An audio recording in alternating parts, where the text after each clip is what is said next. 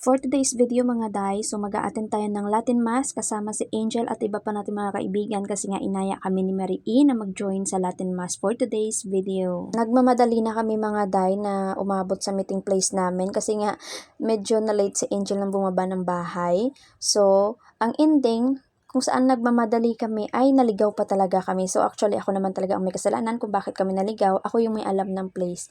Pero ewan ko kung bakit ako naligaw, hindi ko alam. So walang paramdam yung train at saka umuulan at saka ang sabi ay may delay daw ng kaunti. So hindi ko alam si Angel nababagot, nagagalit.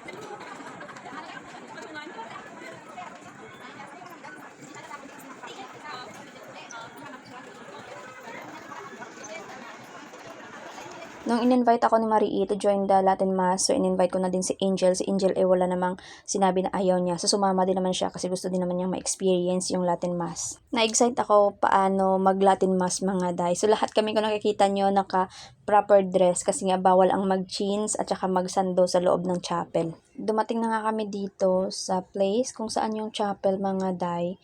So medyo paakyat na kami niyan ng chapel, medyo mabagal kasi nga medyo madami kami. So, ayan na yung chapel nila. Nung pumasok kami sa chapel, hindi na ako nakapag-video kasi nga bawal yung maingay.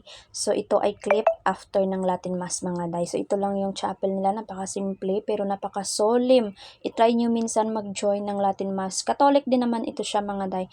Pero napaka-solemn talaga. So, yung experience ay parang kakaiba, parang ganun. So, ayan yung si Father. So, si Father, kailangan pa niyang magbiyahe papuntang Taiwan. Actually, si Father naka-base minsan sa Manila, mga da. Yung na-notice ko lang sa Latin Mass ay walang sakristan.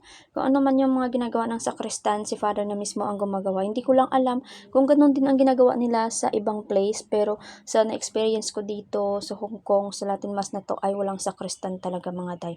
So, itry nyo minsan na mag-Latin Mass kayo.